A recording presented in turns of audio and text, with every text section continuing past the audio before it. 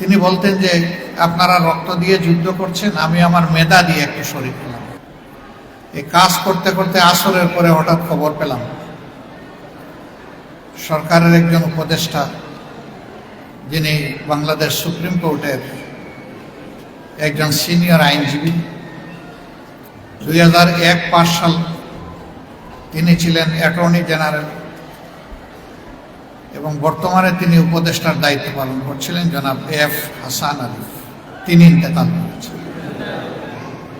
সজ্জন ব্যক্তি ছিলেন, আমাদের দুঃখের সময় কষ্টের সময় তাকে আমরা পাশে পেয়েছি।